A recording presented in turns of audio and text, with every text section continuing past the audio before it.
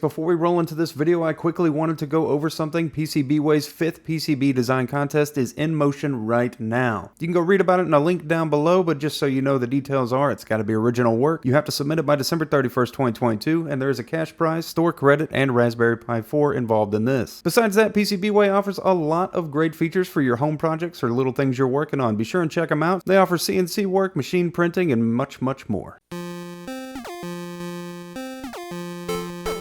Hey guys, what's up? It's Matt186. I bought a Punkston keyboard on a reckless whim and I don't regret it. It's very similar to many of the 60% keyboards I have encountered, especially this design. I've seen this a couple times, including a bare bones one I built. And it weighs a hefty 562 grams. It's a wired USB Type-C keyboard, and the USB is an L-shaped, but it's on the back of the keyboard. This would have made more sense to me if it was like a side plug-in input, like on the Red Dragon one I've looked at. But this also works fine here. The other things that are in the box that you receive is a sample of 4 other switches. Well, one of them is actually going to be what switch you picked on here because it comes in 4 switch flavors, as well as the tools to remove keycaps and to remove the switches from the keyboard. It is a hot swappable keyboard, but pay attention to this video because I'm going to cover what you need to know about that here very shortly. Let's keep talking about the rest of it though. There are no riser feet. The angled adjustment at factory is what you have. Its predefined height is comfortable and the angle is also comfortable in my opinion, but there may be some people that want to angle it up a little bit more or wish that it laid a little flatter. It includes a manual that has all the function capabilities, and the stock keycaps also have quick reference, making it super easy to use and figure it out. From media function controls to the onboard lighting controls and adjustments. The only caveat here is that this is not where we usually see these function controls. It seems to be somewhat unique to this keyboard, and just keep that in mind if you change your keycaps. If you don't have those committed to memory, you may want to hold on to that booklet so you can remember what media controls turns up and down volume, what changes your lights, and so forth. If you want to up the game a little bit, Punkston has one of the easier, more intuitive software suites that offer very quick reassign functions, macro editor options, lighting control, and additional onboard profile features. The video I made was actually the first launch of it, and I navigated around pretty well and figured out exactly what I was looking for and exactly how to find it. It really is a pretty simple and intuitive software suite. Big kudos there because I was expecting something kind of clunky and maybe missing some features or couldn't figure my way around it. Really nice.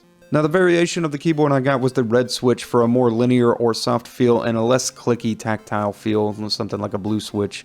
I wanted to go with something a little quieter, a little more maybe on that thumpy side, but turns out these aren't quite so thumpy. They're still a little bit on that clack side. Now don't be alarmed as the red switches look very brown. They are not the clack thump sound of a brown switch that you might hear, and they are indeed more of a linear red switch feel. Let's pause here and do a quick sound check so you can hear what these switches sound like.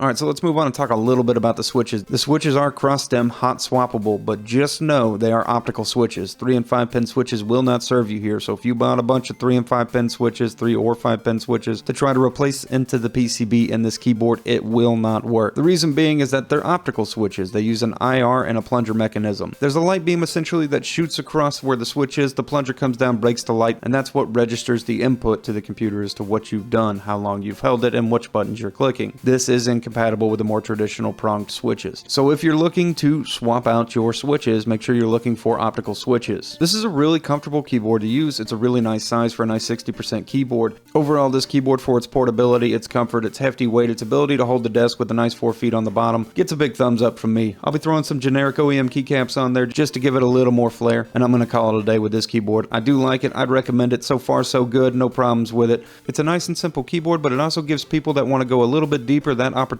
with the software, and it just doesn't get much better than that. The lights look nice, they're bright, and it's comfortable to use. What more can you say about a nice mechanical keyboard? You guys have a great day, night, whatever it is, and I'll see you in the next video that I do.